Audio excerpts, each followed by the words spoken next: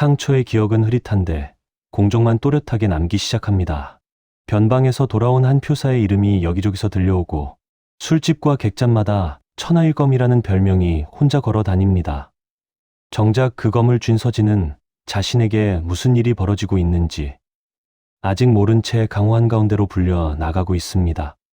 오늘의 이야기를 시작하겠습니다. 강호의 협과 의리를 지키려면 구독과 좋아요는 필수. 그날 밤 이후로 며칠 동안 서진은 가능한 한 검을 더 많이 쥐어보려고 했습니다. 등잔불 아래에서 혼자 허공을 베기도 하고 마당 한쪽에서 빌린 나무 말뚝을 상대로 동작을 반복하기도 했습니다. 몸은 피곤했지만 검을 쥐는 순간만큼은 이상하게도 정신이 맑아지는 느낌이었습니다. 검을 쥐고 있을 때만 세상이 또렷해지는 것 같았고 검을 내려놓으면 다시 안개가 피어오르는 것 같았습니다. 시간은 그렇게 흘렀고 계절은 조금씩 바뀌어 갔습니다.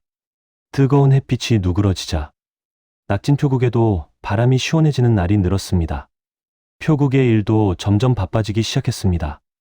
계절이 바뀔 때마다 물건이 움직이고 물건이 움직일 때마다 길에는 위험이 생겼습니다. 그 사이에 서진은 여러 번의 표행에 따라 나갔습니다.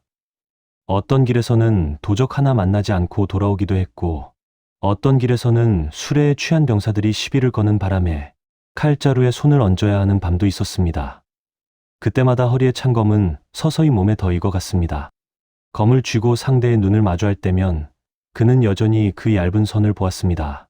상대의 손이 어디로 움직일지, 발이 어느 쪽으로 쏠릴지, 칼끝이 어디를 향해 들어올지 모든 것이 한 박자 먼저 보이는 듯 했습니다.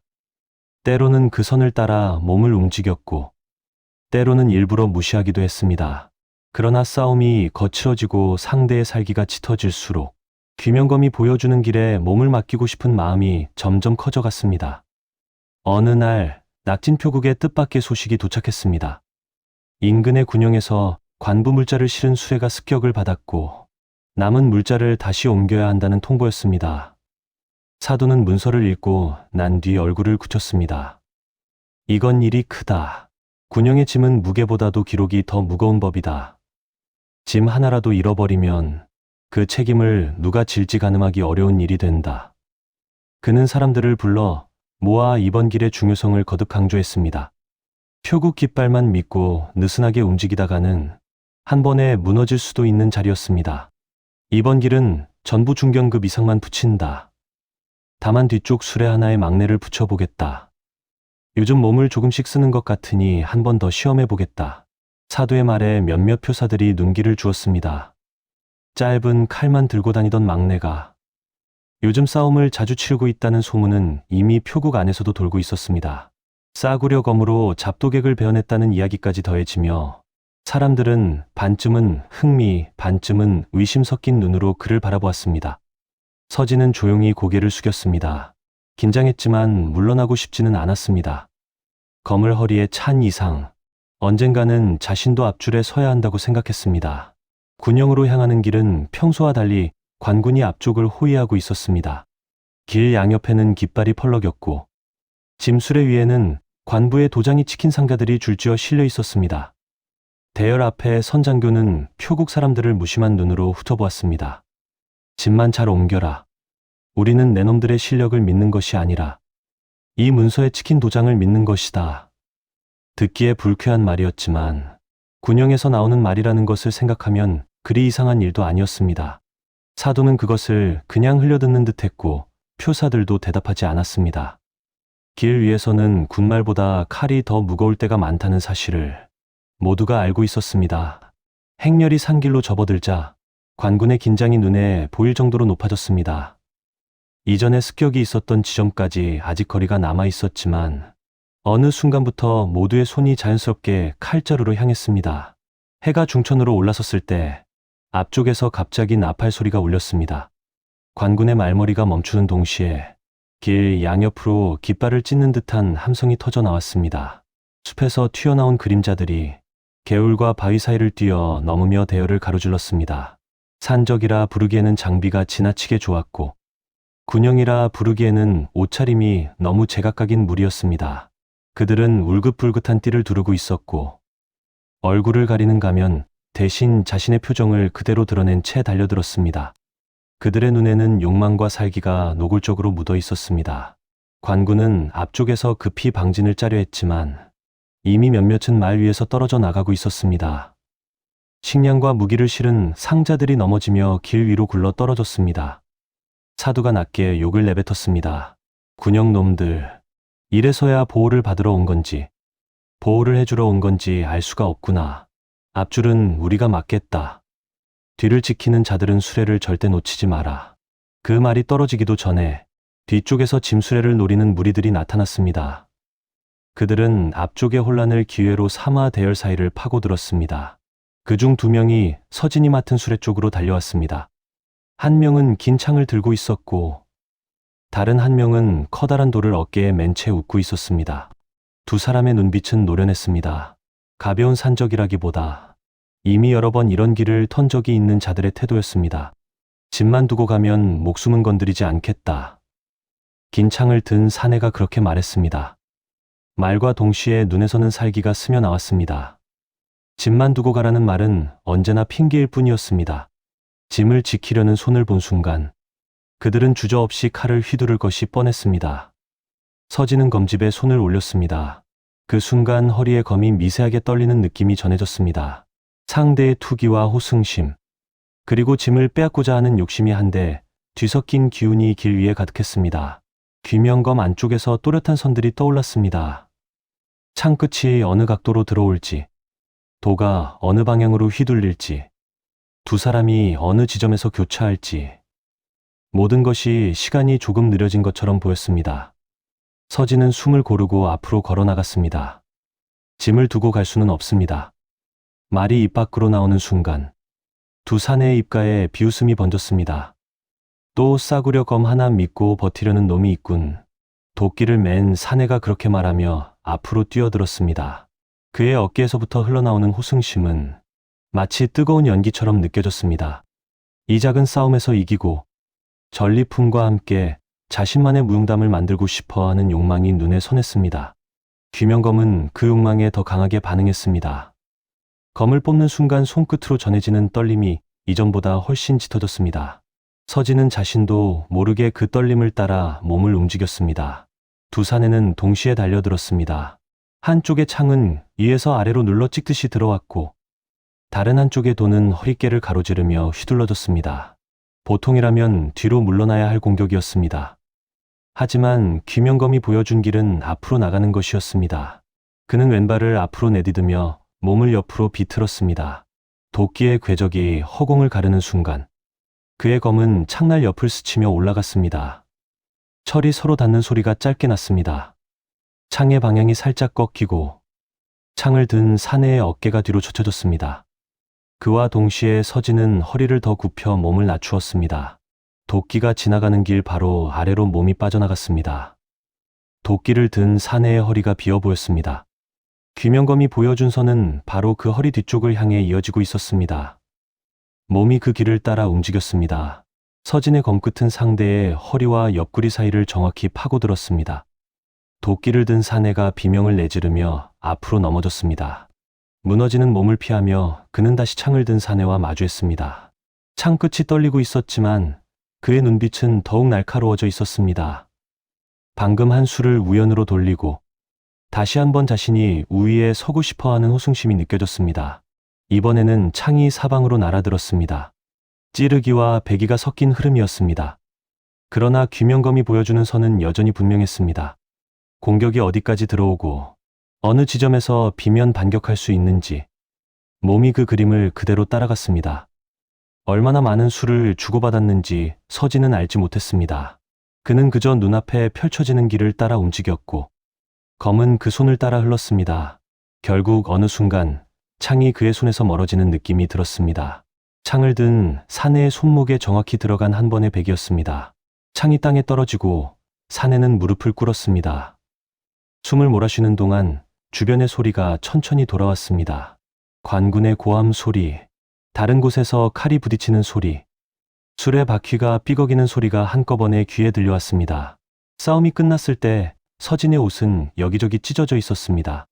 특히 오른쪽 옆구리 근처가 크게 찢어져 있었고 안쪽에는 피가 배어나와 있었습니다.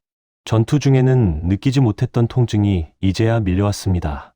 손으로 만져보니 얕은 상처가 길게 나 있었습니다. 계속 움직일 수 있겠느냐? 뒤쪽에서 함께 있던 표사가 다가와 물었습니다. 서진은 크게 숨을 들이마시고 대답했습니다. 괜찮습니다. 짧은 상처일 뿐입니다. 그렇게 말하면서도 그는 이 상처를 오래 기억하게 될 것이라고 생각했습니다. 지금까지의 싸움들 중 가장 선명한 통증이었고 군영과 관련된 중요한 길에서 입은 상처였기 때문이었습니다. 행렬은 가까스로 공격을 막아냈고 군영으로 가는 길을 다시 이어갔습니다. 도착했을 때 장교들은 상자에 묻은 흙과 피를 보고 얼굴을 찌푸렸지만 짐이 온전히 도착했다는 사실만큼은 인정하지 않을 수 없었습니다. 기록 담당 관리가 서류를 펼치며 말했습니다. 짐은 전부 도착했다. 다만 길에서 습격을 받았다고 했으니 누가 어떻게 막았는지 간략하게 적어둬야 한다. 작은 공이라도 기록은 남겨야 하니까. 그 말에 사도는 몇몇 이름을 불렀습니다. 앞줄에서 싸움을 지휘한 표사들의 이름이 먼저 적혔고 뒤쪽 수레를 지킨 사람들의 이름도 차례로 올라갔습니다. 마지막에 기록 담당 관리가 서진을 향해 물었습니다. 자네 이름은 무엇인가? 공문에 올릴 이름이니 정확히 말해라. 서진은 잠시 멍해졌다가 대답했습니다. 낙진표국 소속 표사 백서진입니다. 관리의 붓끝이 공문에 그의 이름을 새겼습니다. 백서진이라는 글자가 얇지만 분명한 획으로 남았습니다. 그것은 표국 안에서 오가던 농담 섞인 소문이나 술자리의 말이 아니라 관부의 문서에 남는 첫 기록이었습니다. 그 순간 서진은 자신이 정말로 강호라는 곳에 발을 들여놓기 시작했다는 생각을 했습니다. 아주 작은 한 줄이었지만 언젠가 누군가가 이 문서를 넘기다가 자신의 이름을 보게 될지도 모른다고 생각했습니다. 낙진표국으로 돌아왔을 때 오른쪽 옆구리의 상처는 이미 아물어가고 있었습니다. 칠밥을 꿰맬 정도는 아니었지만 붕대를 감고 며칠 쉬어야 할 만큼은 깊었습니다. 사도는 그에게 당분간 앞줄이 아닌 안쪽 일을 맡겼습니다. 시간이 조금 더 흘렀습니다. 상처는 점점 가려워지더니 어느새 딱지가 떨어졌습니다. 거울조차 제대로 없는 방에서 서진은 그냥 그런가 보다 하고 넘겼습니다. 그러던 어느 날 아침 그는 옷을 갈아입다가 문득 옆구리를 내려다보았습니다. 분명 며칠 전까지만 해도 붉은 자국이 남아 있어야 할 자리였습니다. 그런데 피부는 거의 매끄러웠습니다. 아주 희미하게 색이 다른 부분이 있을까 말까 할 정도였습니다. 놀란 마음에 손끝으로 그 자리를 더듬어 보았습니다. 통증은 느껴지지 않았고 상처의 형태도 떠오르지 않았습니다. 칼이 어떤 각도로 들어왔는지 피가 어떻게 흘렀는지조차 머릿속에 제대로 그려지지 않았습니다. 여기 어디를 어떻게 베었지? 그는 낮게 중얼거렸습니다. 분명히 그날 군영으로 향하던 길 위에서 적의 도가 옆구리를 스치고 지나갔습니다. 붕대를 감던 순간의 따끔거림과 붉게 물들던 천의 색을 기억하고 있다고 생각했습니다. 하지만 막상 떠올리려 하니 그 장면은 안개처럼 흩어져 버렸습니다. 대신 머릿속에 남아있는 것은 공문에 적히던 자신의 이름과 관리의 붓끝이 움직이던 모습, 그리고 사두가 짧게 건넨 말뿐이었습니다. 이번에는 공식 문서에 내 이름이 올랐다. 잘 새겨두어라. 이상하게도 상처보다 그 말이 더 또렷하게 기억났습니다. 그날 밤 서진은 다시 검을 꺼내 들었습니다. 등잔불이 검나를 비추자 그 안에서 여러 갈래의 잔상이 뒤엉켜 있는 것처럼 보였습니다. 어느 것은 숲길 같았고 어느 것은 피로 물든 길 같았습니다. 또 어느 것은 자신이 아닌 누군가의 눈높이에서 본 풍경처럼 느껴졌습니다. 그는 검날 위에 희미하게 비친 자신의 얼굴을 바라보며 조용히 생각했습니다. 싸움을 거듭할수록 이 검은 내 몸에 맞아 들어가고 있습니다. 사람들은 내 이름을 부르고 기록에는 내 이름이 남기 시작했습니다. 그런데 이상하게도 내 몸에 남아야 할 상처들은 점점 흐려지고 있습니다. 내가 어디에서 어떤 위험을 겪었는지, 왜 피를 흘렸는지 그 모든 흔적이 희미해지고 있습니다. 귀명검이라는 단어를 떠올리자 등 뒤가 서늘해졌습니다. 이름을 되돌려준다는 검, 하지만 결국 이름을 모두 돌려받는 검. 서진은 검을 칼집에 천천히 집어넣으며 마음속으로 한 가지를 또렷하게 새겼습니다. 오늘 군영의 공문에 적힌 내 이름은 분명히 내 것이었습니다. 이 검이 빌려준 힘으로 얻은 공이라 할지라도 그 이름만큼은 쉽게 내주지 않겠다고 그는 다짐했습니다. 그러나 그 다짐이 과연 얼마나 버텨줄 수 있을지, 그리고 이 검이 앞으로 어디까지 그의 삶을 끌고 갈지, 그때 그는 아직 알지 못하고 있었다고 합니다. 군용의 공문에 이름이 오른 뒤로 서진의 일상은 겉으로 보기에는 크게 달라지지 않았습니다. 그는 여전히 새벽이면 마당을 쓸고 짐술에 바퀴를 두드렸습니다. 표국의 문간을 드나드는 상인들도 예전과 크게 다르지 않았습니다. 다만 아주 작은 차이는 있었습니다. 예전에는 누구도 막내의 표사의 얼굴을 2번 돌아보지 않았습니다. 지금은 가끔 낯선 상인이 짐을 맡기면서 이름을 한 번 더 확인했습니다. 공문에서 본 이름과 맞는지 확인하듯이 서진의 얼굴을 찬찬히 훑어보는 사람도 있었습니다. 여기가 낙진 표국 맞습니까? 그 백서진이라는 표사가 이곳에 있습니까? 어느 날은 이런 질문을 하는 이도 있었습니다. 그 말은 마치 소문을 확인하러 온 사람의 말처럼 들렸습니다. 사도는 대답을 아끼며 그들을 흘려보냈습니다. 표국 안에서 떠도는 말이 밖으로 나가는 것은 막을 수 없지만 밖에서 돌아온 말이 표국을 흔들게 할 수는 없다고 생각하는 듯했습니다. 그 사이에도 길은 계속 이어졌습니다. 작은 싸움이 몇 번 더 있었고 서진의 검은 한 번도 그를 배신하지 않았습니다. 상대의 살기가 짙을수록 귀명검은 더 또렷한 길을 보여주었습니다. 쓰러지는 적들의 얼굴은 점점 흐려졌고 싸움이 끝난 뒤 남는 것은 자신을 부르는 사람들의 목소리와 이름뿐이었습니다. 어느 날 아침이었습니다. 아직 해가 완전히 떠오르지 않은 시간, 낙진 표국 앞마당에 낯선 말발굽 소리가 다가왔습니다. 문 앞에 선 것은 군용의 깃발도 상인의 수레도 아니었습니다. 검은 비늘처럼 빛나는 갑옷을 반쯤 걸친 기병 1명과 그 뒤를 따르는 2명의 수행원이었습니다. 그 기병은 말에서 내려 표국 현판을 잠시 올려다보더니 안으로 들어왔습니다. 사두가 마당으로 나와 그를 맞았습니다. 서진은 멀찍이에서 그 모습을 지켜보고 있었습니다. 기병의 허리에는 표국에서는 잘 볼 수 없는 문양이 새겨진 패가 매달려 있었습니다.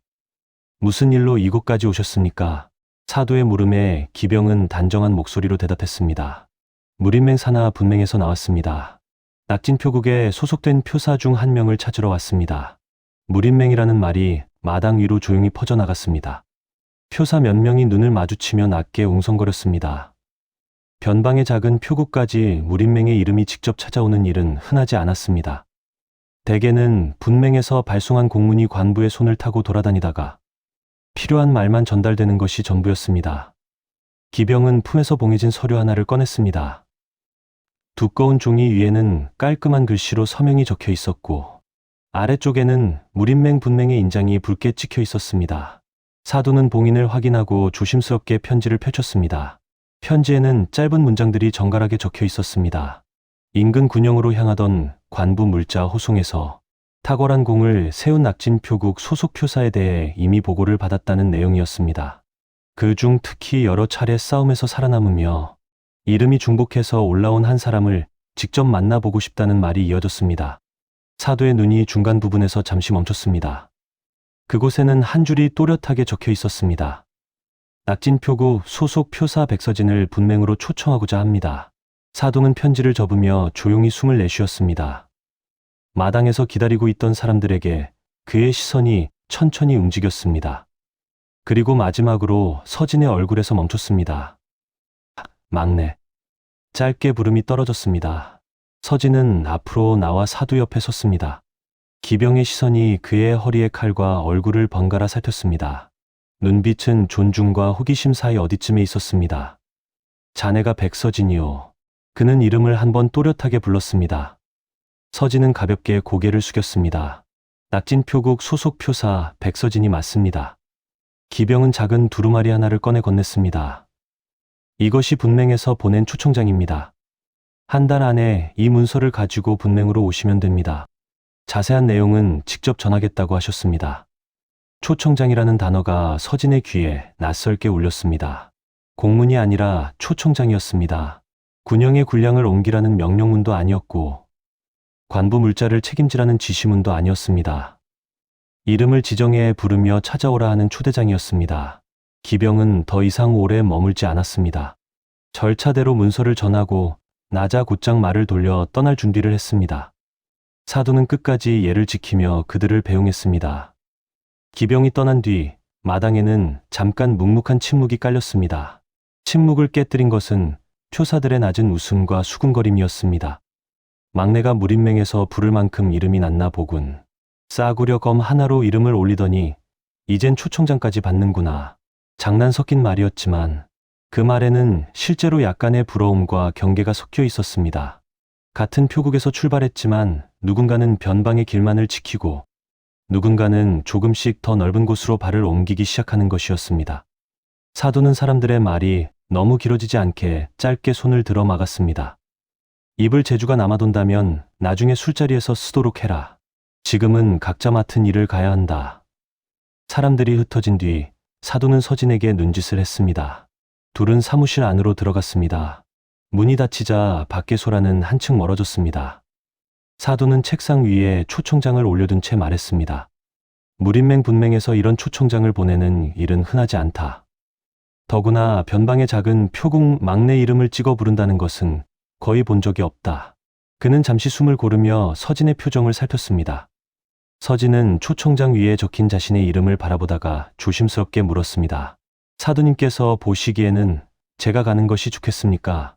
사도는 그 질문에 바로 답하지 않았습니다. 대신 초청장을 접어 서진의 손에 쥐어주었습니다. 가는 것이 좋다 나쁘다를 내가 대신 정해줄 수는 없다. 다만 한 가지는 말해줄 수 있다. 길이라는 것은 원래 그렇게 열린다. 어떤 자는 한 번도 오지 않는 초청장을 기다리다가 생을 다하고 어떤 자는 뜻하지 않은 초청장을 받는다. 그것이 자네에게 온 길이라면 자네가 스스로 한 번쯤은 밟아보아야 한다고 생각한다. 그의 목소리에는 걱정과 기대가 함께 섞여 있었습니다. 변방의 표국에서 막내를 키워내는 것은 쉬운 일이 아니었습니다. 여기까지 살아남은 것만으로도 이미 어려운 관문을 몇 번은 넘은 셈이었습니다. 이제 그 막내가 더 넓은 강으로 나가겠다고 하면 잡아둘 수도 내보내지 않을 수도 없는 처지가 되었습니다. 하루 이틀 정도는 생각해 보아라. 성급하게 대답할 필요는 없다. 서진은 고개를 숙였습니다. 예, 생각해 보겠습니다. 사무실을 나와 마당에 섰을 때 햇빛이 이미 높이 떠 있었습니다. 그는 초청장을 품에 넣고 한참 동안 움직이지 않았습니다. 가슴 안쪽에서 종이의 각이 뚜렷하게 느껴졌습니다. 그날 저녁 서진은 장터로 나갔습니다. 무기점 앞을 지나칠 때 처음 녹슨 검을 들고 나왔던 날이 떠올랐습니다. 그때 자신은 겨우 변방 표국에서 살아남을 검 한 자루만 있으면 된다고 생각했습니다. 지금은 그 검이 자신을 어디로 끌고 가려 하는지, 그 끝이 어디인지 알 수 없었습니다. 술집 옆 골목에는 예전처럼 노인들이 앉아 있었고 떠돌이 악사가 조용히 악기를 켜고 있었습니다. 이야기를 들려주던 노인은 오늘도 같은 자리에 앉아 있었습니다. 서진이 다가오자 노인은 허리춤에 칼집부터 눈길을 주었습니다.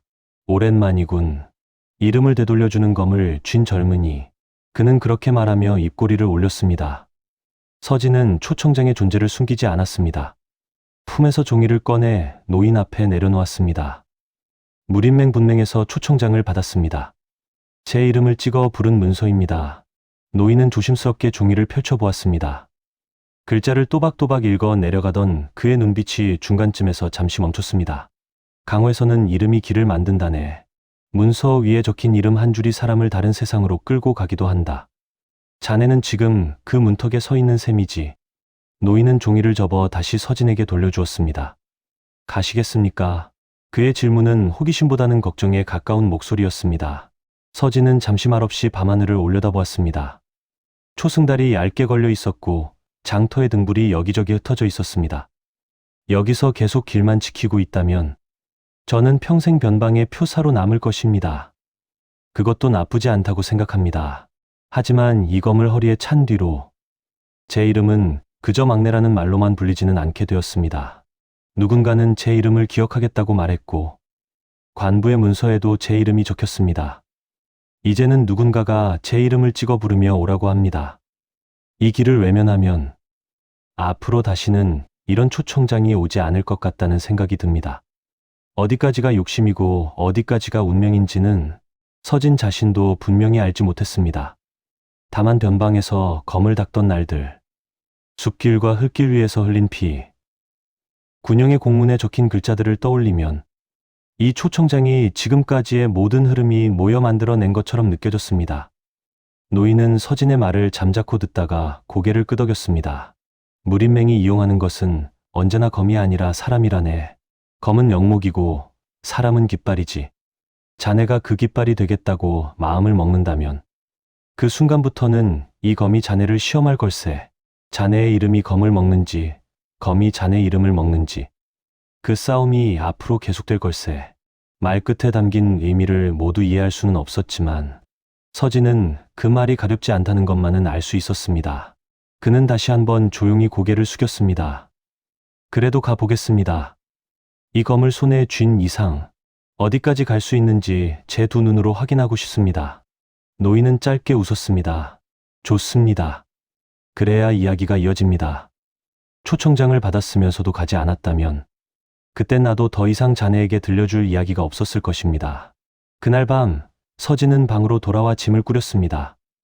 많은 것이 필요하지는 않았습니다. 갈아입을 옷 몇 벌과 작은 은전 꾸러미 그리고 허리에 찰 검뿐이었습니다.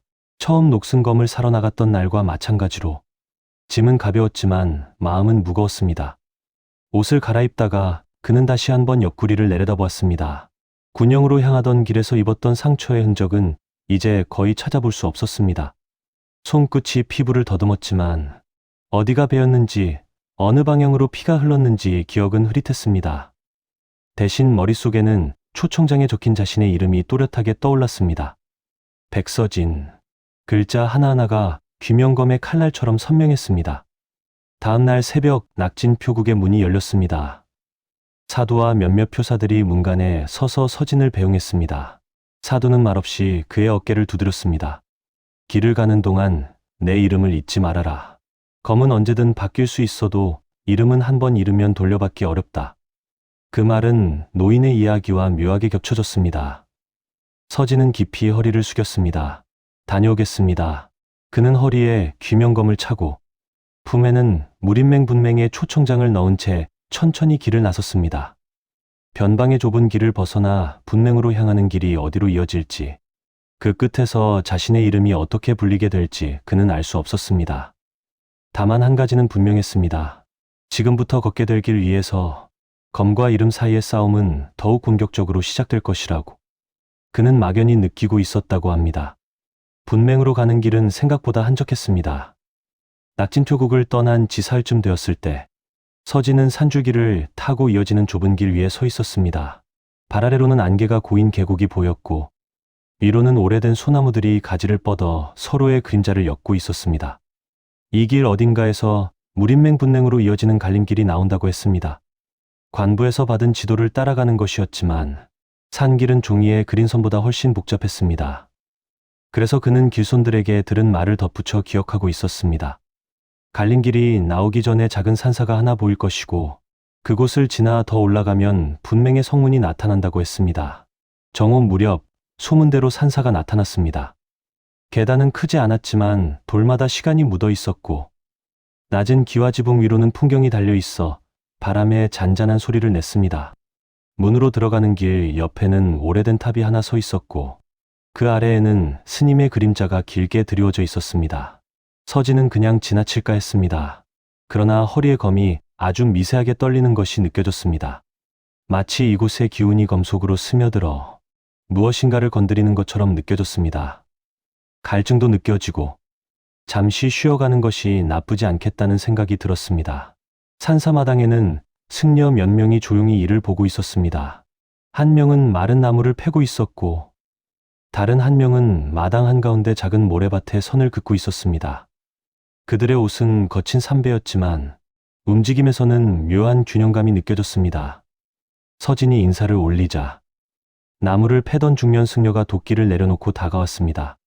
눈빛은 부드러웠지만 그 시선은 먼저 허리의 검으로 향했습니다. 그 승려는 이름을 묻기도 전에 잠시 입을 다물고 서 있었습니다. 한참 동안 검과 서진의 얼굴을 번갈아 바라보더니 천천히 입을 열었습니다. 이 산사에서는 보통 지나가는 이의 허리에서 나는 쇳내를 먼저 맡는다고 했습니다. 짐승과 사람, 산적과 관군의 냄새는 다르다고 했습니다. 그런데 지금 서진이 들고 온 검에서는 조금 다른 냄새가 난다고 승려는 말했습니다. 그는 검에 밴 피와 살기의 흔적을 말하는 것이 아니었습니다. 승려의 눈빛에는 어디선가 본 적이 있는 것 같은 낡은 기억을 다시 마주한 사람의 놀라움이 섞여 있었습니다. 승려는 서진을 탑 아래로 데려갔습니다. 붉은 줄이 둘러진 작은 돌계단 위에서 두 사람은 잠시 마주섰습니다. 승려는 손을 모으고 한숨을 내쉬었습니다. 이 산사에는 오래전부터 전해 내려오는 기록이 있다고 했습니다. 강호의 여러 갈래에서 위험하다고 여긴 물건들을 잠시 맡아두고 그 물건에서 흘러나오는 기운을 살펴보는 일을 맡아 온 곳이라고 했습니다. 승려는 검 쪽에서 느껴지는 기운이 그때 보았던 것들과 닮았다고 말했습니다. 그는 서진에게 몇 가지를 물었습니다. 처음 검을 쥔 날이 언제인지, 검을 찬 뒤 어떤 싸움들을 겪었는지, 몸에서 빠져나가는 느낌을 받은 적은 없는지. 물음은 자세했지만 목소리는 훈계가 아니라 확인에 가까웠습니다.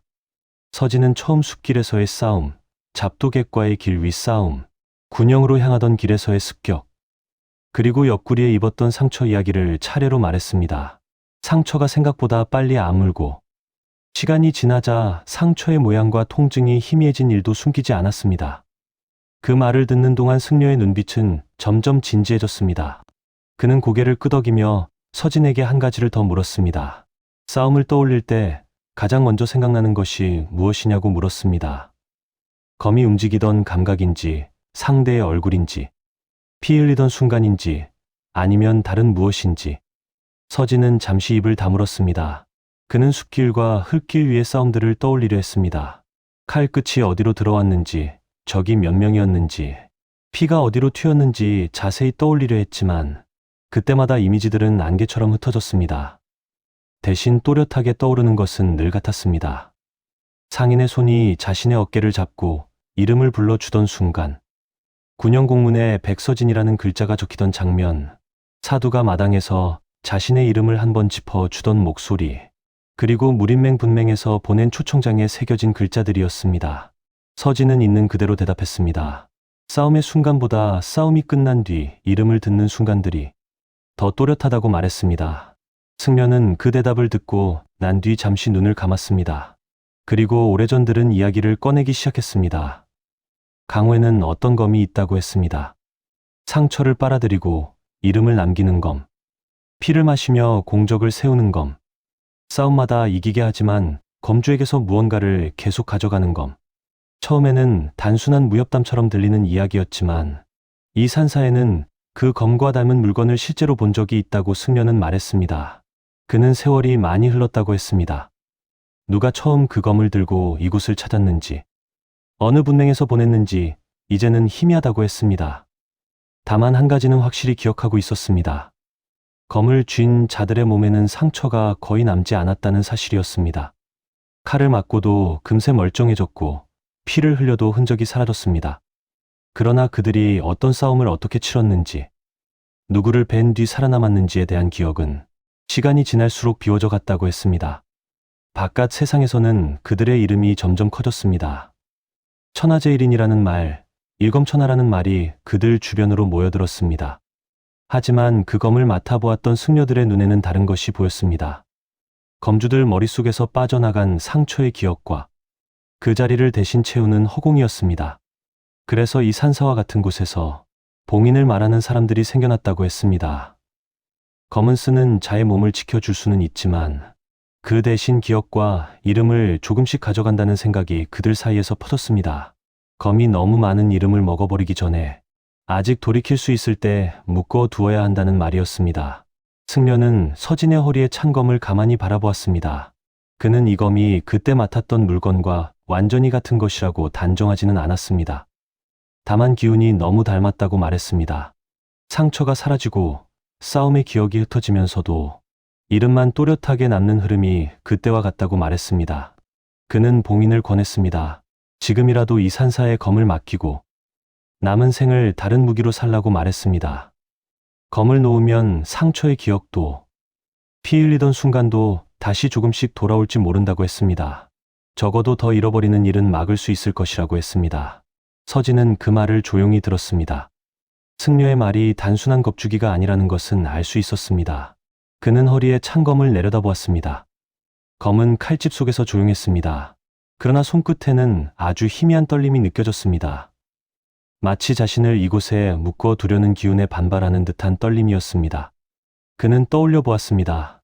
낙진표국의 좁은 마당, 처음 검을 골라 쥐던 무기점 구석, 싸구려 검이라 비웃던 잡독에게 눈빛, 군용 공문에 적힌 자신의 이름, 그 모든 장면이 귀명검과 함께 이어져 있었습니다. 검을 내려놓는다는 것은 그 모든 흐름에서 스스로 빠져나오는 일이기도 했습니다.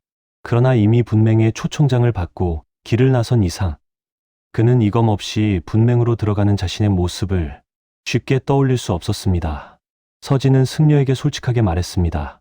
검을 통해 얻은 것이 무엇인지, 잃어버린 것이 무엇인지 아직 다 알지 못한다고 말했습니다.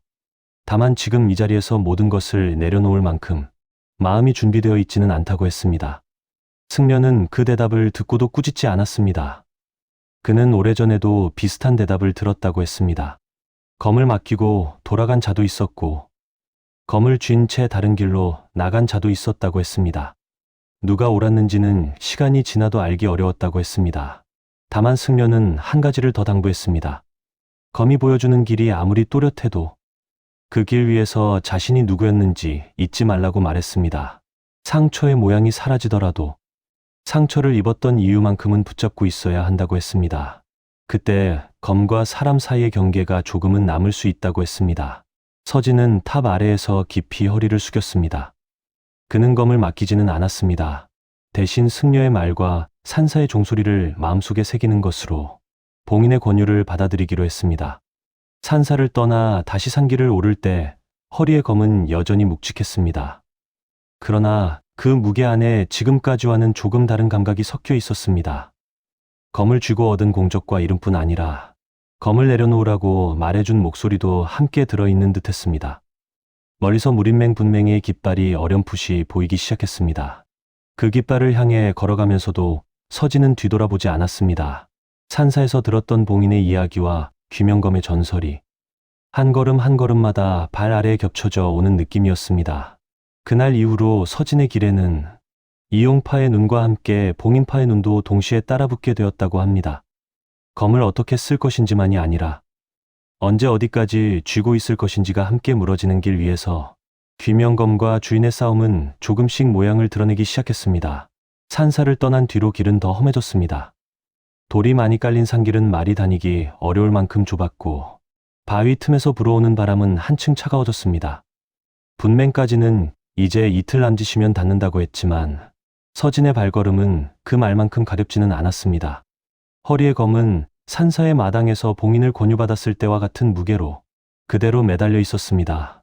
검을 맡기고 올라갔다면 어땠을지 문득 떠올라 보았지만 이미 초청장을 품고 길을 나선 이상 돌아갈 수는 없다고 그는 생각했습니다. 그 생각은 자주 떠올랐지만 언제나 같은 결론으로 되돌아왔습니다. 해가 서쪽으로 기울 무렵 산길 한쪽의 작은 고을이 모습을 드러냈습니다. 길손들이 마지막으로 쉬어가는 고을이라고 했습니다. 낡은 초가와 기와집이 뒤섞여 있었고 마을 어귀에는 몇 개의 주막과 여인숙이 모여 있었습니다. 분맹까지 가는 길에 이곳 말고는 마땅히 머물 곳이 없다고 들은 기억이 떠올랐습니다. 서진은 가장 평범해 보이는 주막을 골랐습니다. 주막 주인은 낯선 객을 보는데 익숙한 얼굴이었습니다. 그의 눈은 손님의 옷과 짐, 허리에 검을 순서대로 훑어본 뒤 말없이 반값을 불렀습니다. 이 고을을 지나가는 이들 중에는 무리민도 있었고 단순한 장정도 있었을 것입니다. 방에 짐을 풀고 난 뒤 서진은 우물가로 나갔습니다. 산사에서 내려오는 물이 고을 아래로 흘러들어와 작은 수로를 만들고 있었고 그 끝에는 돌로 쌓아 올린 우물이 있었습니다. 낮에는 아이들이 모여 놀았을 법한 자리였습니다.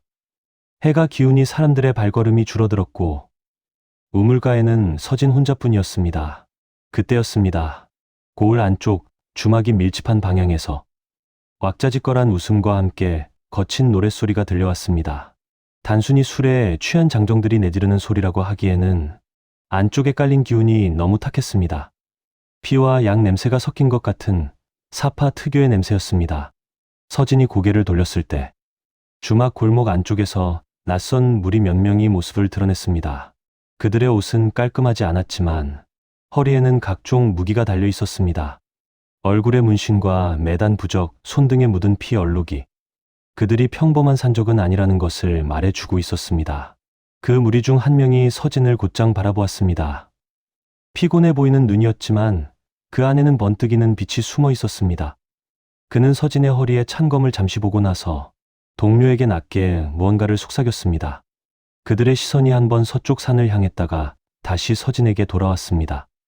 마치 어디서 흘러나온 기운을 확인하고 그 원인을 찾았다는 사람처럼 보였습니다. 사파 무리들은 곧장 시비를 걸어 오지 않았습니다. 그들은 주막 안으로 들어가 술을 시켰고 일부는 거리에 남아 가게 앞을 배회했습니다. 그러나 시선은 계속 서진의 허리에서 떠나지 않았습니다. 서진은 우물을 떠나 방으로 돌아갔습니다. 문을 닫고 등을 기대어 서자 허리의 검이 천천히 떨리는 것이 느껴졌습니다. 아까 산사에서 승려가 말해 주었던 이야기들이 다시 떠올랐습니다. 봉인파는 이런 기운을 맡으면 검을 묶어야 한다고 말했지만 사파는 그 기운을 어떻게 이용할지부터 먼저 떠올릴 것이라는 말도 함께 겹쳐졌습니다. 그 예상은 오래 지나지 않아 현실이 되었습니다. 밤이 깊어지고 고을의 등불이 하나둘 줄어들 무렵이었습니다. 주막 뒷골목에서 술통이 깨지는 소리와 함께 비명소리가 짧게 울렸습니다. 곧이어 사람들의 뛰는 소리, 가구가 넘어가는 소리가 뒤섞여 들려왔습니다. 서진은 방 안에 등잔을 껐습니다. 어둠 속에서 잠시 귀를 기울였습니다. 발소리가 점점 가까워지고 있었습니다. 몇 명인지, 어떻게 움직이는지, 어느 지점에서 멈출지. 귀로 가늠하고 있자니 자연스럽게 귀명검의 떨림이 그 리듬을 따라가기 시작했습니다. 곧 문 밖에서 누군가가 귀에 익은 방식으로 숨을 고르는 소리가 났습니다. 싸움에 오래 익숙한 자들이 문을 열기 전 숨을 가다듬는 소리였습니다. 문고리를 잡기 직전의 침묵이 방 안을 압도했습니다. 나무 문이 거칠게 열리는 동시에 서진은 몸을 옆으로 돌렸습니다. 방 안으로 쏟아져 들어온 것은 차가운 밤 공기와 함께 3명의 사내였습니다. 한 명은 긴 돌을 들고 있었고 다른 한 명은 쇠사슬을 손에 감고 있었으며 마지막 한 명은 손톱이 긴 장갑을 끼고 있었습니다. 그들의 옷깃에는 사파에서 쓰는 것으로 알려진 피색수가 은근하게 수놓아져 있었습니다. 눈빛은 술에 취한 사람의 것이 아니었습니다. 오랫동안 사람의 피를 봐 온 자들의 눈이었습니다. 그들은 서진을 보더니 비웃음을 숨기지 않았습니다. 그러나 가장 앞에 선 자의 눈은 다시 한번 서진의 허리로 내려갔습니다. 검집을 한번 훑어 본 그의 얼굴에 희미한 흥분이 스쳤습니다. 그가 낮게 말을 건넸습니다.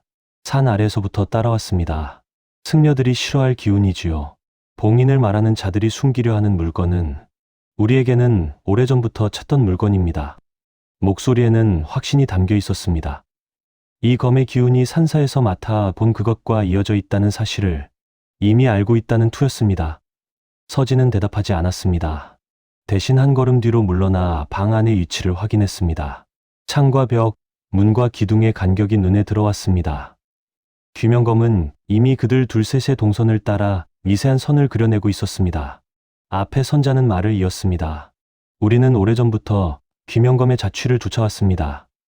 검이 지나간 자리에는 언제나 피와 공적, 그리고 사라진 이름이 남았습니다. 봉인파는 검을 묶어두려 했고 이용파는 검을 독점하려 했지요. 그러나 검이 진짜로 가진 힘을 드러내게 한 것은 언제나 우리 같은 자들이었습니다. 그의 말은 자랑과 탄식 사이에 어딘가에 있었고 그 너머에는 죽음에 익숙해진 자 특유의 냉정함이 있었습니다. 그들은 검을 빼앗고자 이 방까지 왔고 그 목적을 위해 이 고을에서 이미 몇 명의 피를 흘리게 했을 것이 분명했습니다. 문 밖 골목에서 들려오는 신음과 비명이 그 사실을 증명하고 있었습니다. 순간 쇠사슬을 쥔 자가 움직였습니다. 사슬이 공중에서 원을 그리며 방 안을 휘갈겼습니다. 도와 발톱 장갑을 가진 자가 그 뒤를 이었습니다. 세 방향에서 동시에 들어오는 공격이었습니다. 귀명검은 그 순간 강하게 울렸습니다. 눈앞에 세 사람 각각에게 얇은 선이 붙었습니다. 사슬이 어느 각도로 돌아 들어올지, 도가 어느 높이에서 내려치킬지, 손톱이 어느 지점을 노릴지 모든 것이 한꺼번에 펼쳐졌습니다. 서진의 몸은 생각보다 먼저 나갔습니다. 발을 비스듬히 내디디며 허리를 돌리는 동안 검은 이미 칼집을 벗어나 있었습니다. 쇠사슬이 허공을 가를 때 그는 몸을 낮추어 그 아래로 빠져나갔습니다. 사슬이 대들보에 부딪히며 방향을 바꾸는 순간 그의 검은 그 빈틈을 파고들어 사슬을 쥔 자의 손목을 스쳤습니다. 짧은 비명이 방 안에 울렸습니다. 사슬이 손에서 놓여 바닥을 구르자 도와 손톱이 동시에 밀려 들어왔습니다. 귀명검이 보여준 길은 하나였습니다. 앞으로 나가면 목을 내주게 되고 뒤로 물러나면 다리를 내주게 된다는 것이었습니다. 그래서 그는 옆으로 날아갔습니다. 벽과 문 사이 아주 좁은 틈으로 몸을 비틀어 넣는 동안 검은 앞으로 나가 상대의 팔꿈치와 갈비를 스치고 지나갔습니다. 도는 허공을 긁었고 손톱은 허공에 남은 그림자만 잡았습니다. 싸움은 오래 가지 않았습니다. 귀명검이 보여주는 길을 따라 움직이는 몸은 이미 이 셋의 건물을 모두 잇고 있었습니다. 방 안의 공기가 피 냄새로 가득 찰 즈음 서진은 문가에 등을 맞댄 채 서 있었습니다. 발치에는 쓰러진 사파 무리 둘이 있었고 마지막 한 명은 벽에 기대어 힘겹게 숨을 몰아쉬고 있었습니다. 피는 방 안을 두텁게 젖혔습니다. 밖에서는 누가 무너졌는지 확인하러 오는 발소리가 들릴 법도 했지만 사람들은 모두 각자의 공포에 묶여 집 안에 숨어 있는 듯 했습니다. 벽에 기대에 선 자의 입에서 피가 흘러내렸습니다. 그는 자신이 오래 버티지 못하리라는 것을 알고 있는 눈빛이었습니다. 그럼에도 불구하고 그는 허리춤에 남은 마지막 힘으로 손을 뻗어 귀명검을 갈켰습니다. 역시 틀리지 않았습니다. 이 기운 그 검이 맞습니다. 예전에 우리 교에서 찾아 헤맨 바로 그것입니다. 그의 목소리는 갈라졌지만 말 하나하나는 분명했습니다. 예전에 천하제 1인이라 불리던 자가 있었습니다. 모든 문파의 이름이 그 사람 앞에서 흔들릴 만큼 강했던 자였습니다. 그러나 세월이 지나자 사람들은 그것만 기억하고 그 사람의 이름을 잊어버렸습니다. 우리 쪽에서는 그때부터 귀명검이라는 이름을 썼습니다. 검이 모든 이름을 가져갔다고 믿었습니다. 그는 피를 삼키며 숨을 골랐습니다. 봉인파는 검을 묶어 두어야 한다고 외쳤습니다. 이용파는 검을 손에 쥔 채 세상을 다스리려 했습니다. 우리는 그 둘과 거래를 하기도 했고 싸우기도 했습니다. 결국 얻은 것은 피뿐이었습니다. 검은 조금도 우리 것이 되지 않았습니다. 사파 무인이 마지막으로 눈을 들었습니다. 그 눈은 승려와는 다른 의미에서 차분했습니다. 죽음이 가까이 왔다는 것을 아는 사람의 눈이었습니다. 그래서 우리는 지금의 검주를 찾으려고 했습니다. 검이 누구에게로 돌아갔는지 확인하기 위해서였습니다. 검이 이름을 먹는다는 걸 알면서도 그 힘을 한 번쯤은 다시 보고 싶었습니다. 그 대가는 늘 우리 쪽 피였지만 그래도 멈추지 못했습니다. 그는 짧게 웃으며 말을 마무리했습니다. 오늘도 결국 검을 본 대가를 피로 치르게 되었군요. 그러나 이 피로 검이 아직 살아있다는 사실이 다시 강호에 흘러들어갈 것입니다. 그게 우리의 마지막 역할이겠지요. 그 말을 끝으로 그의 머리가 옆으로 기울었습니다. 숨이 멈추고 방 안에 고인 피 냄새만 더 짙어졌습니다. 서진은 잠시 움직이지 못했습니다. 싸움은 귀명검이 보여준 길을 따라 거의 자동으로 끝났습니다. 그러나 그 끝에서 남은 것은 쓰러진 사파 무리 셋과 고을 사람들의 공포, 그리고 귀명검의 이름이 다시 강으로 흘러들어갈 것이라는 예고였습니다. 그는 방 안을 정리할 힘도 없이 문간에 앉았습니다. 문을 열고 나가면 이 피바람의 이유를 물으려는 눈빛들과 마주하게 될 것이었습니다. 사파가 흘린 피는 결국 이 고을 사람들의 기억 속에서 검을 향한 다른 이야기로 변할 것입니다. 귀명검은 조용히 칼집 속에 들어가 있었습니다. 그러나 서진은 손끝으로 검집을 누르며 느꼈습니다. 이 싸움의 기억도 언젠가 흐릿해질 것이라는 예감이었습니다. 칼이 어디로 들어갔는지, 누가 먼저 쓰러졌는지, 마지막 사파 무인의 얼굴이 어떤 표정을 하고 있었는지조차 언젠가는 안개처럼 사라질지도 모른다는 생각이 들었습니다. 대신 남는 것은 또 이름일 것이었습니다. 이 고을에서 들려 나갈 이야기, 분맹에 전해질 보고서, 봉인파와 이용파, 그리고 사파의 잔당들이 각자 자신의 입맛대로 만들어 낼 전설 속에서 오늘 밤의 싸움은 또 다른 모양을 갖게 될 것입니다. 그 이야기의 중심에는 귀명검과 백서진이라는 이름이 함께 묶여 들어갈 것이 분명했습니다. 그날 밤 서진은 피 냄새가 가시지 않은 방 안에서 잠을 이루지 못했습니다. 눈을 감으면 사파 무인의 마지막 말이 다시 떠올랐습니다. 검을 본 대가를 피로 치운다는 말. 그 피로 검의 존재가 다시 강호에 흘러들어간다는 말. 봉인파가 묶으려 했던 것, 이용파가 손에 쥐려 했던 것, 사파가 피로 되찾으려 했던 것이 모두 같은 검이라는 사실을 그는 이제 조금 더 선명하게 이해하게 되었습니다. 그리고 그 검이 지금 자신의 허리에서 조용히 숨을 고르고 있다는 사실이 무엇보다도 무겁게 느껴졌습니다. 고을에서의 피 냄새가 완전히 가시기도 전에 길은 다시 이어졌습니다. 새벽 안개가 골짜기를 채우는 동안 서진은 빠른 걸음으로 산길을 올라갔습니다. 밤새 잠을 거의 이루지 못했지만 몸은 이상하리만큼 가벼웠습니다. 귀명검을 쥐고 치른 싸움 뒤에는 언제나 그랬습니다. 전날 밤방 안을 채웠던 피의 장면은 이미 희미해지고 있었습니다. 누가 먼저 쓰러졌는지, 어느 방향으로 칼을 찔렀는지 떠올리려 하면 안개만 자욱했습니다.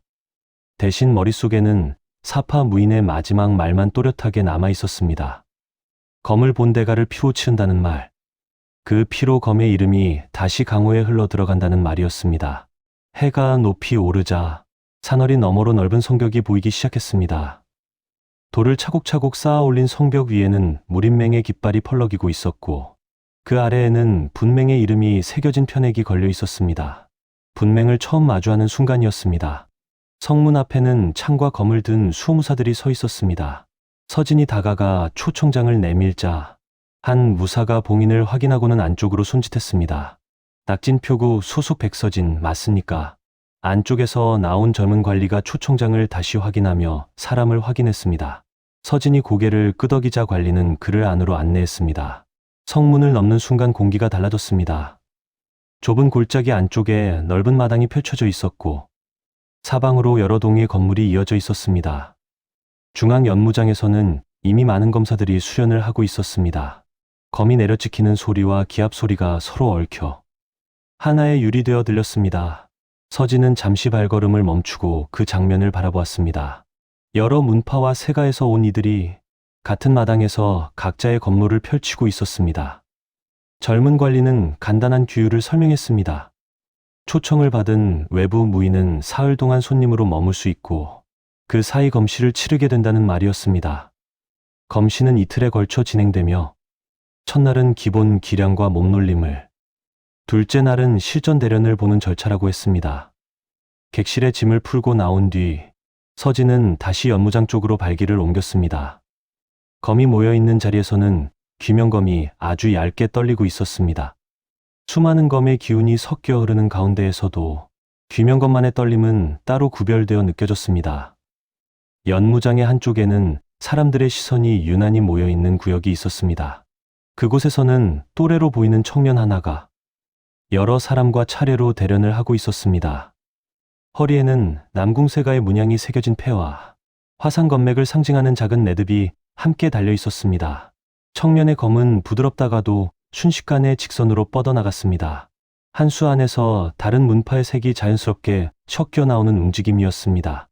발걸음에는 여유가 있었고 검 끝에는 숨은 압박이 실려 있어 상대의 호흡을 조용히 조여왔습니다. 사람들은 그를 두고 여러 말을 했습니다. 두 문파가 동시에 제자로 인정한 기재라는 말, 언젠가 본맹을 대표할 천재 검사라는 말이 뒤섞여 있었습니다. 그가 아직 나이가 많지 않음에도 이미 절정에 가까운 검로를 펼치고 있다는 사실만은 모두가 인정하고 있었습니다. 서진은 멀리서 그 검을 바라보는 것만으로도 온몸이 긴장되는 것을 느꼈습니다. 귀명검 역시 조용히 울리고 있었습니다. 마치 오래전 어디선가 비슷한 흐름을 본 적 있다는 듯이 잔잔한 떨림이 검집을 통해 전해졌습니다. 잠시 뒤 대련을 마친 청년의 시선이 연무장 가장자리에 서 있던 서진 쪽으로 스쳤습니다. 둘 사이에는 아무 말도 오가지 않았지만 눈이 마주치는 순간 서로가 서로를 하나의 검으로 인식했다는 느낌이 들었습니다. 검시는 다음 날부터 시작되었습니다. 첫날은 정해진 검식을 따라 몸의 기본기를 확인하는 절차였습니다. 분맹의 교관이 이름을 부르면 외부에서 온 이들이 차례로 연무장 중앙에 서서 검을 들었습니다. 서진의 차례가 되었을 때 그는 귀명검을 뽑아 들었습니다. 빛이 검날을 스치며 얇게 흘렀습니다. 교관이 구령을 붙이자 몸은 자연스럽게 움직였습니다. 낙진표국에서 몸에 밴 실전 동작과 길을 오르내리며 익힌 균형 감각이 분맹의 검식과 뒤섞여 하나의 흐름을 이루었습니다. 귀명검은 정해진 길을 따라 움직이면서도 미묘하게 각을 바꾸려는 듯한 떨림을 내보냈습니다. 서진은 그 떨림을 억지로 누르기보다는 허용해도 되겠다 싶은 범위 안에서만 조금씩 받아들였습니다. 검식이 끝났을 때 교관은 짧게 고개를 끄덕였을 뿐 별다른 평을 남기지 않았습니다. 첫날 검식이 끝난 뒤 참가자들의 이름 앞에는 간단한 평이 기록되었습니다.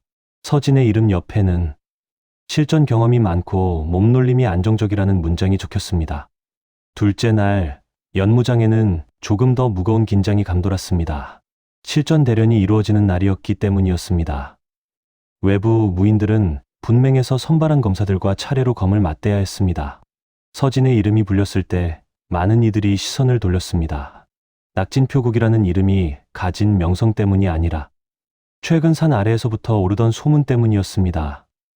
싸구려 검을 쥔 표사가 여러 차례의 싸움에서 살아남았다는 이야기, 사파 무인들의 피가 한 고을에서 한 번에 쏟아졌다는 이야기 같은 것들이 섞여 있었습니다. 그의 상대가 누구인지가 공지되는 순간 웅성거림이 한 번 더 일었습니다. 서진과 마주 서게 된 것은 어제 연무장에서 모두의 시선을 끌었던 바로 그 청년이었습니다. 청년은 검을 들고 연무장 중앙으로 걸어 나왔습니다. 자리에 서기 전에 간단히 허리를 숙였고 서진도 같은 예를 갖추었습니다.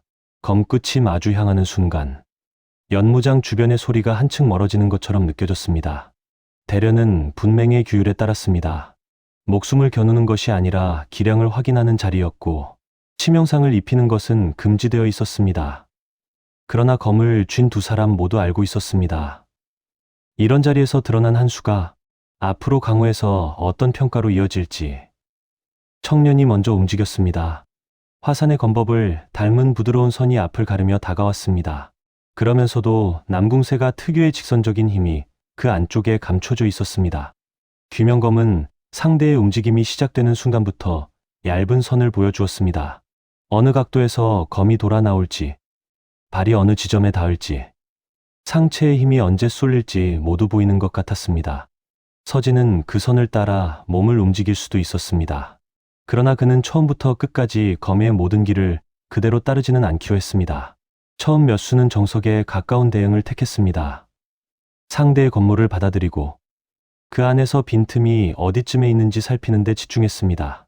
청년 역시 처음에는 깊이 파고들지 않았습니다. 서진의 검이 억지로 힘을 쓰지 않고 자연스럽게 흘러나오는 것을 느끼자 그는 조금씩 속도와 무게를 올려갔습니다. 검이 30수쯤 오가자 청년의 눈빛이 약간 변했습니다. 눈동자 안쪽에서 얕은 놀라움이 지나갔다가 사라졌습니다. 길 위에서 다져진 검로가 분명함에도 귀명검이 보여주는 길을 억누르며 움직이는 이 낯선 흐름을 그는 처음 보는 듯했습니다. 그때부터 청년은 한 번 더 속도를 끌어올렸습니다. 발이 땅을 딛는 소리가 가벼워졌고 검끝은 흔들리지 않는 선으로 곧게 뻗어나갔습니다. 대련을 지켜보던 사람들의 숨소리가 동시에 가라앉았습니다. 귀명검이 보여주는 선도 더욱 선명해졌습니다. 조금만 더 몸을 막히면 상대의 허리나 손목을 베어낼 수 있다는 확신이 들었습니다. 그러나 이곳은 분맹이었습니다. 외부에서 초청받아 온 무인이 분맹의 유망한 검사를 다치게 만든다면 그 뒤의 일은 더 복잡해질 것이 분명했습니다. 그래서 서진은 선을 끝까지 따라가지 않았습니다. 베어야 할 자리를 스치도록 만들고 찔러야 할 곳을 비껴 나가게 만들었습니다. 검끝은 상대의 옷자락과 손등을 얕게 건드릴 뿐 깊게 파고들지는 않았습니다. 반대로 청년의 검 역시 서진의 급소를 비껴나갔습니다. 그 역시 이 자리가 죽고 사는 자리가 아니라는 것을 알고 있었고 눈앞의 상대가 허술한 검을 쥔 운 좋은 표사만은 아니라는 것을 깨닫고 있었습니다. 한동안 두 사람의 검문은 그런 식으로 이어졌습니다. 귀명검이 보여주는 길 위에서 두 사람은 동시에 한 걸음씩 물러나 있었습니다. 보이는 것의 절반만을 사용하면서도 서로가 서로를 시험하고 있었습니다. 마지막 몇 수에서 서진은 일부러 자신의 검로를 조금 흘려냈습니다. 귀명검이 제시하는 가장 좋은 길이 아닌 인간 서진이 선택할 수 있는 길 중 하나를 택했습니다. 그 순간 청년의 검끝이 그의 어깨 옆을 스쳐 지나갔습니다. 옷자락이 얇게 갈라졌고 살같이 서늘해졌습니다. 교관이 손을 들며 대련을 멈췄습니다. 두 사람은 동시에 검을 거두고 서로를 향해 허리를 숙였습니다. 연무장 주변에서는 낮은 탄성이 흘러나왔습니다. 누가 이겼는지, 누가 졌는지 단정하기 어려운 싸움이었습니다. 평가는 기록으로 남았습니다. 청년의 이름 옆에는 여전히 분맹 유망주의 칭호가 따라붙었고, 서진의 이름 옆에는 외부에서 온 실전형 검사라는 문장이 남았습니다. 연무장을 나서던 순간 청년이 조용히 서진을 불렀습니다. 낙진표국의 백서진공, 다음에 다시 한번 검을 나눌 수 있기를 바라겠습니다. 그의 목소리는 무례하지 않았고 그렇다고 가벼운 호의도 아니었습니다. 그는 한 사람의 검을 또 하나의 검으로 인정했을 뿐이었습니다. 서진은 짧게 대답했습니다. 저도 오늘의 검물을 잊지 않겠습니다. 두 사람은 더 말을 이어가지 않았습니다. 그러나 그 짧은 인사 속에서 서로가 서로를 기억할 것이라는 사실만은 분명했습니다. 그날 밤 서진은 객실에서 혼자 검을 꺼내 들었습니다. 귀명검의 날 위에는 연무장의 등불이 희미하게 비쳤습니다. 그는 낮에 나누었던 수십 수의 검물을 다시 떠올리려 했습니다. 신기하게도 청년의 검놀림은 머릿속에 또렷했습니다. 어느 각도로 돌아 들어왔는지, 어느 지점에서 힘을 숨겼는지 하나하나 떠올릴 수 있었습니다.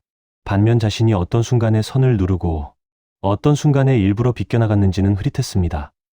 마치 귀명검이 보여준 길만이 선명하게 남아있고 그 길 위에서 자신이 어떤 선택을 했는지는 조금씩 희미해지는 것처럼 느껴졌습니다. 그 느낌은 옆구리의 상처가 사라지고 고울에서의 피 냄새가 흐려지던 감각과 닮아 있었습니다. 서진은 검날 위에 비친 자신의 얼굴을 오래 바라보았습니다. 오늘 연무장에서는 천재 검사가 사람들 입에 올랐습니다. 그러나 언젠가 강호에서는 귀명검이라는 이름만 남고 검을 쥔 자들의 얼굴과 이름은 하나둘씩 사라져갈지도 모른다는 생각이 들었습니다. 그는 조용히 검을 칼집에 넣었습니다. 그리고 마음속으로 두 이름을 또렷하게 새겼습니다. 남궁과 화산의 피를 이은 천재 검사, 그리고 귀명검을 쥔 무명검주 백서진이라는 이름이었습니다. 언젠가 다시 검을 맞대게 될 때까지 적어도 이 두 이름만큼은 잊지 않겠다고 그는 스스로에게 다짐했습니다. 그러나 그 다짐조차도 언젠가 검이 먹어버릴지 모른다는 생각이 등 뒤를 조용히 식혀 오고 있었던 것이었습니다. 무림의 중심에서 전해지는 초청과 경고, 그리고 시선들. 서진의 손에 쥔 검은 점점 더 많은 것들을 베어내면서도 정작 주인의 기억은 조금씩 깎아먹고 있습니다. 사람들의 기대와 두려움이 뒤섞인 자리에서 검을 쥔 한 사람에게 어떤 이름이 붙게 될지 아무도 장담할 수 없습니다. 오늘의 이야기는 여기까지입니다. 들어주셔서 감사합니다. 강호의 길은 끝나지 않습니다. 다음 이야기에서 다시 만나려면 구독과 좋아요, 알림 설정까지 부탁드립니다.